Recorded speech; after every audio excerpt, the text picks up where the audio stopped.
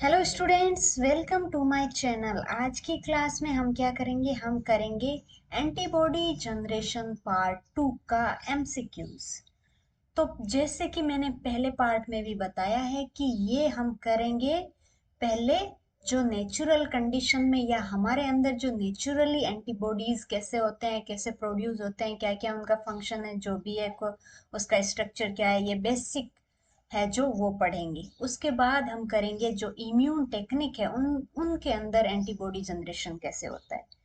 तो पहले हम ये पढ़ेंगे क्योंकि हमारा बेसिक क्लियर हो जाए एंटीबॉडी जनरेशन से रिलेटेड। मैं हूं आपकी एजुकेटर चंद्रा। तो शुरू करते हैं इस पार्ट के पहले क्वेश्चन से। What is the main function of IgD? जो आईजीडी है उसका मेन फंक्शन क्या है? उसका main function, option A mucosal immunity, option B allergy response, option C naive B cell receptor, option D activating component complement. तो इसका correct one होगा naive B cell receptor. जो बी सेल जो नया नया बना है उसके ऊपर जो रिसेप्टर का काम करता है, कौन? IgD. Next, what type of immunity involves antibody production? कौन से टाइप की जो इम्यूनिटी है वो एंटीबॉडी प्रोडक्शन में काम करती है जिससे एंटीबॉडी बनेगी? Option A innate immunity, option B cellular immunity, option C humoral immunity, option D passive immunity. Correct one is humoral immunity. जो एंटीबॉडी जनरेट करते हैं उसको बोलेंगे humoral immunity. Next, which process improves the affinity of antibodies during an immune response? क्या बोला इसमें कि जो एफिनिटी है ना उसका इम्प्रूवमेंट करता है, मतलब होता है, उस प्रोसेस को क्या बोलेंगे? कब? जब एंटीबॉडी जो इम्यून रेस्पॉन्स शो करते हैं, यानी एंटीबॉडी एंटीजन से जब बाइंड करती है तो उसकी एफिनिटी इंप्रूव हो, अच्छे से उससे अटैच हो, बॉन्डिंग उनके बीच में अच्छी हो ताकि वो एंटीजन भाग ना जाए। तो उस प्रोसेस को क्या बोलेंगे? Option A somatic hyper mutation, option B clonal deletion, option C class switching, option D antigen processing. Correct one is somatic hyper mutation. Somatic मतलब थोड़ी वो सोमेटिक सेल के अंदर थोड़ा सा म्यूटेशन या बहुत ज्यादा म्यूटेशन भी आ सकता है, तो इस प्रोसेस को ये बोलेंगे हम सोमेटिक हाइपर म्यूटेशन। इसकी वजह से एफिनिटी इंप्रूव होती है। नेक्स्ट है what is the term for pathogen component that elicits an immune response? Immune response को जो इलिसिट या इम्यून रेस्पॉन्स को शो करवाते हैं उस पैथोजन को क्या बोलेंगे? ऑब्वियसली इसका आंसर आपको पता है। Option A epitope, option B antigen, option C cytokine, option D antibody. Antigen, antigen ही है जो एंटीबॉडी को बनाते हैं, इम्यून रेस्पॉन्स शो करवाते हैं। नेक्स्ट है which immunoglobulin can cross the placenta? कौन सा आईजी है जो प्लेसेंटा को क्रॉस कर जाता है और फिटस में जाता है जब वो मदर की बॉडी में होता है? Option A IgA, option B IgE, option C IgG, option D IgM. Correct one is IgG. जी, ये तो गया प्लेसेंटा से, गया कहाँ पे? फीटस के अंदर। Next, which antibody is involve in defence against parasitic infection? जब पैरासाइटिक इन्फेक्शन होता है तब कौन सी एंटीबॉडी बनती है या कौन सी एंटीबॉडी उसमें इन्वॉल्व होती है? Option A IgA, option B IgD, option C IgE, option D IgM. Correct one is IgE. जो एलर्जेटिक रिएक्शन में जो रेस्पॉन्सिबल होती है वही यहाँ पर होती है पैरासाइटिक इन्फेक्शन के अंदर। नेक्स्ट है where does the process of central tolerance in B cell occur? जो सेंट्रल टॉलरेंस है वो कहाँ पे होती है बी सेल के अंदर? Option A bone marrow, option B thymus, option C spleen, option D lymph nodes. Correct one is bone marrow. जब बी सेल बन रही होती है तभी उसमें टॉलरेंस पावर आना शुरू हो जाती है. टॉलरेंस पावर यानी कि वो किस लेवल के एंटीजन को डिफेंस करने में कैपेबल होगा.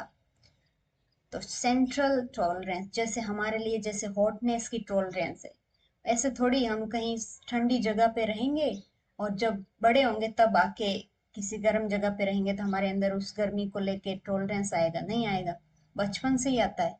तो इसमें भी ये बचपन से, यानी कि अर्ली स्टेज कहाँ पे होती है? जब वो डेवलप हो रहा होता है. कहाँ पे? बोन मेरो के अंदर. नेक्स्ट है, what is the function of the Fc region of an antibody. जो एफसी रीजन है ना, उसका फंक्शन क्या है?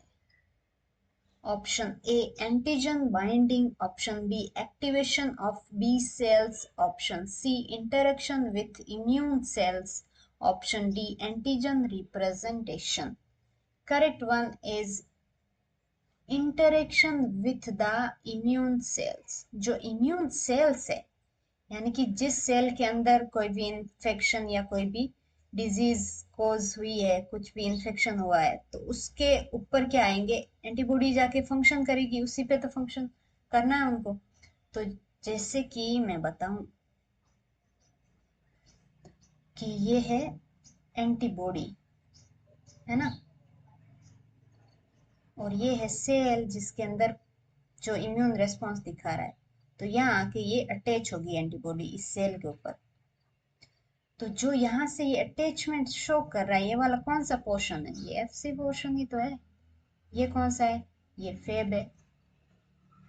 तो ये इसका फंक्शन होता है मेनली, कि कोई भी इंटरेक्शन हो इम्यून सेल के साथ तो ये रीजन करेगा. Next, which process eliminates self reactive B cell during development.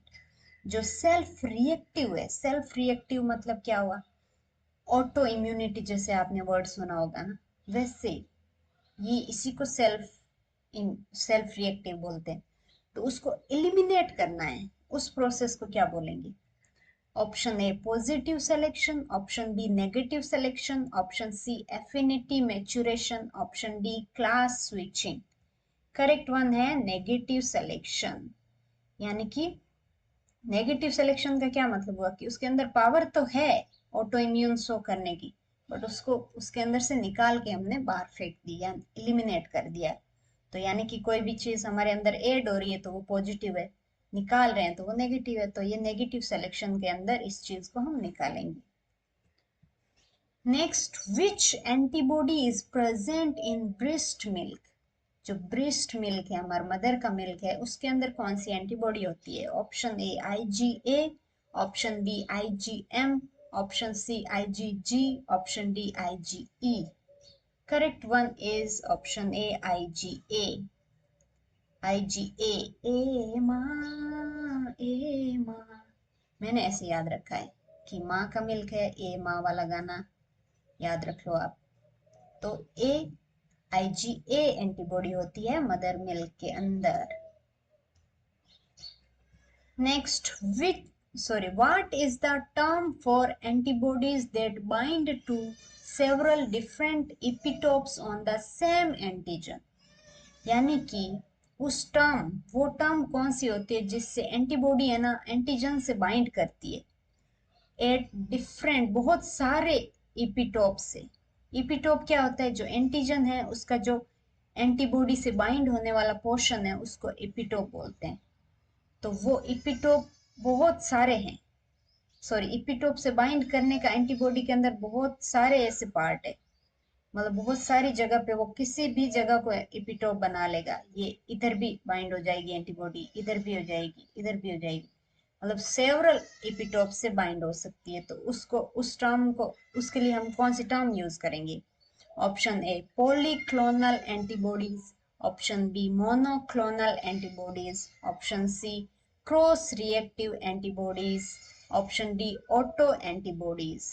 Correct one is polyclonal antibodies. Poly means many होता है क्योंकि ये मैनी जगह पे बाइंड कर रहा है, इसलिए इसका करेक्ट ऑप्शन बहुत इजी था हमको ढूंढना।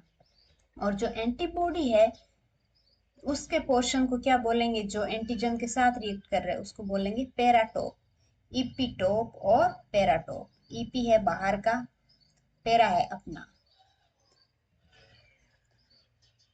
Next, what type of cell is directly responsible for the secretion of antibodies? जो एंटीबॉडीज को डायरेक्टली सिक्रेट करने के लिए, मतलब कि जिस कोई भी सेल है उससे एंटीबॉडी बनेगी, तो वो कौन से टाइप के सेल होंगे, इसका मीनिंग ये है basically. Option A memory B cells, option B plasma cells, option C helper T cells, option D macrophages. Correct one is plasma cells. B cells को क्या बोलते हैं, प्लाज्मा सेल भी बोलते हैं। तो प्लाज्मा सेल ही तो एंटीबॉडी बनाती है, मतलब बी सेल ही तो एंटीबॉडी बनाती है, और B cell is plasma cells. Next, which type of immunoglobulin exist as the pentamer. Pentamer क्या होता है कि 5 पोर्शन होते हैं उसके अंदर, एंटीबॉडी के 5 पोर्शन जुड़ के बना रहे हैं उसको। पेंटामियर फॉर्म में कौन सी आईजी होती है? Option A IgA, option B IgD, option C IgM, option D IgG. Correct one is IgM. M is pentameric antibody. देखो, ये मोनोमेरिक होती है जिसमें एक ही स्टैंड होता है, डाइमेरिक होती है जिसमें 2 स्टैंड आपस में जुड़े होते हैं, और पेंटामेरिक में आपस में कितने जुड़े होते हैं? 5। ये पेंटामर। पेंटामेरिक में आता है M, डाइमेरिक में आता है A, बाकी सब आते हैं मोनोमेरिक के अंदर। Next, which immunoglobulin is least abundant in serum? जो सीरम है उसके अंदर बहुत कम अमाउंट में होता है, कौन सा? Ig. Option A IgA, option B IgE, option C IgG, option D IgM. Correct one is IgE. IgE कब बनता है? जब एलर्जी होती है या कोई इन्फेक्शन होता है, अदरवाइज वो सीरम के अंदर नहीं प्रेजेंट होते हैं। Next, which of the following is example of passive immunity? Passive immunity का example कौन सा है? Option A vaccination, option B mother's antibodies passing to fetus, option C infection recovery, option D bone marrow transplantation. Correct one is mother's antibody passing to fetus. ये होता है passive immunity का example. Next, what is the function of IgA in immune system? IgA का function क्या है? Option A neutralization of pathogens at mucosal surfaces, option B activation of complement, option C inducing allergic reactions, option D targeting parasites. Correct one is neutralization of pathogen at mucosal surface. ये याद रखना है, mucosal surface, क्योंकि IgE सबसे ज्यादा कहाँ पे होता है? म्यूकोसल सरफेस होता है। जो भी हमारे बॉडी का पोर्शन जो म्यूकस सिक्रेट कर रहा है, म्यूकस सिक्रेट कौन करेगा? जहाँ पे कहीं पे कुछ भी एब्जॉर्ब हो रहा है या तो या डाइजेस्ट हो रहा है, वहां पे म्यूकस सिक्रेट हो रहा है, क्योंकि या फिर पास हो रही, कोई चीज पास करनी हो एक जगह से दूसरी जगह, वहां सबसे ज्यादा म्यूकस सिक्रेट हो रहा है। तो वो म्यूकस सरफेस से सबसे ज्यादा कौन सा आईजी होता है? IgA। तो इसका फंक्शन क्या है? न्यूट्रलाइज करना पैथोजन को at mucosal surfaces. Next, which process removes immune cells that recognize self antigens?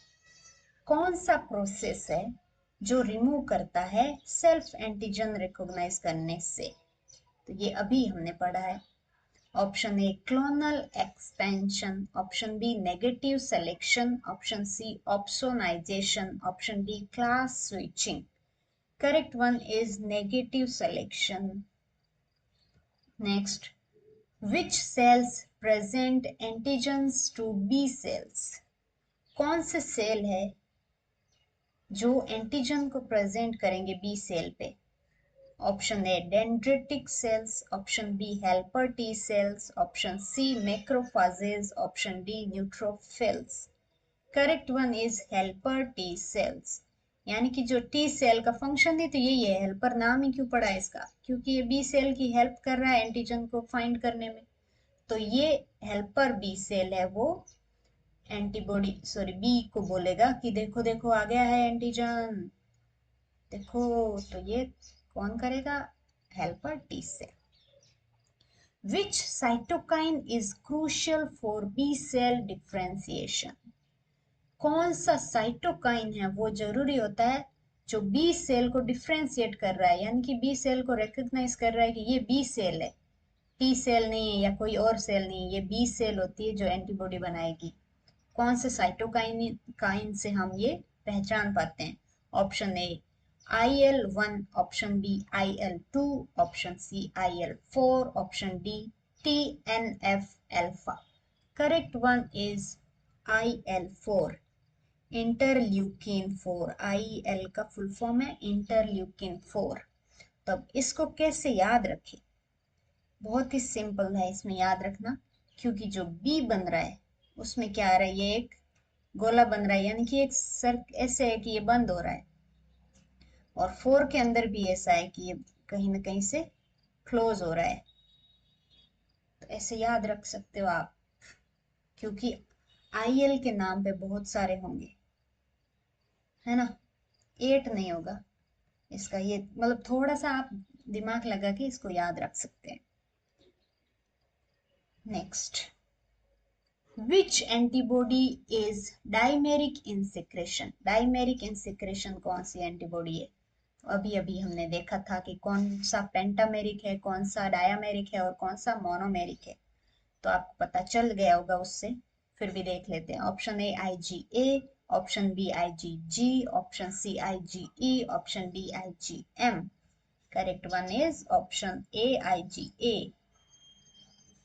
Okay, thank you so much for watching my videos. If you like this video then hit the like button. और भी आपको कोई भी query या mistake इस video के अंदर आपको मिली हो तो वो भी मेंशन करें कमेंट सेक्शन में, क्योंकि गलती हर इंसान से होती है।